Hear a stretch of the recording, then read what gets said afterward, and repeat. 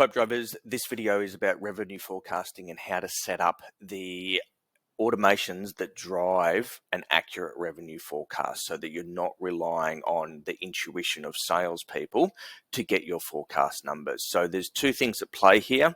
One is getting accurate deal probability across the different stages of your pipeline, and the other is making sure that your expected close dates are always up to date. So in this cumulative revenue forecast report here, there's two things that drive this cumulative revenue forecast. It's the expected close dates and it's the deal probability as the deals move through each stage.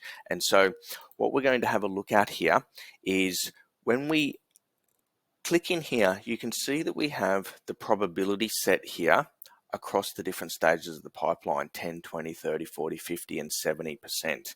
Now, those are just nice round numbers, but they don't really mean anything. What we need to do is to dig into our existing pipeline to get some accurate numbers. So if we come across here, you can see this conversion rate report.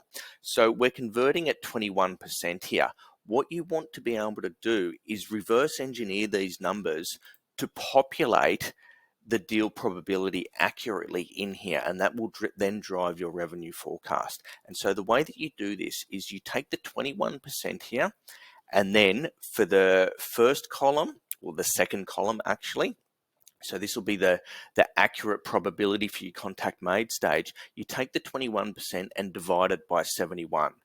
Then once you've got that figure, you'll divide it by 88. You'll then divide it by 80. Then you'll then divide it by 100 or divide it by 1 and then divide it by 42. Now, obviously, your numbers will differ here in your own pipeline, but I'll just show you very briefly how you might work this. So you can see that you've got your win rate here is 21%. Okay, so in our first stage, our win rate is 21%. And then to get to the next stage here, there's a 71% chance that that deal will move successfully into the next stage.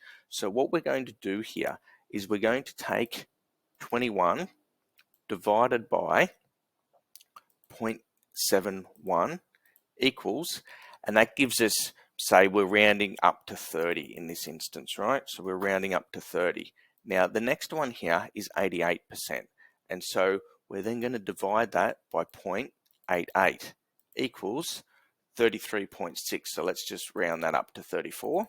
And I'll just do one more here. We're going now with 80%.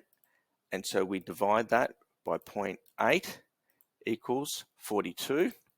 And we'll place 42 into here. And so on and so forth until you fill this with the deal probability.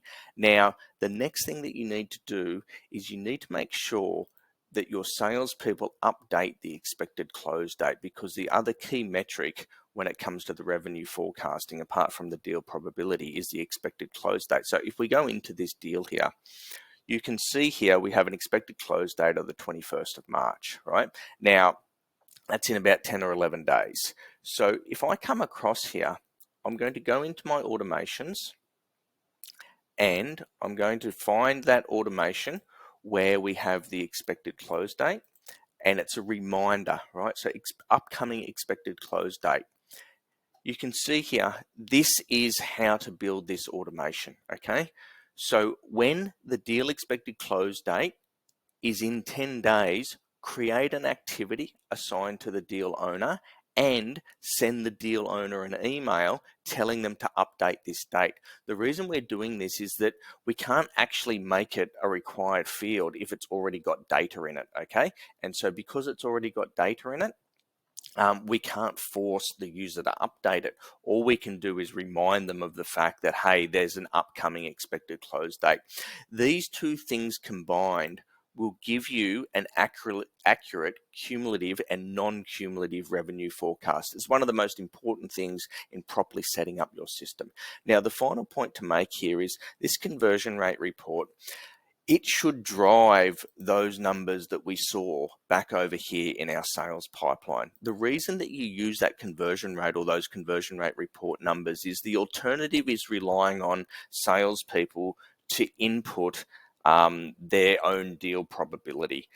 The issue with that is that salespeople, generally speaking, are more optimistic, and the numbers that they enter in there generally do not stack up, and they don't update those numbers when something has happened. So when there's been sort of a negative outcome to a meeting or something like that, you don't see those salespeople downgrade that from an 80% chance of close to a 30% chance of close.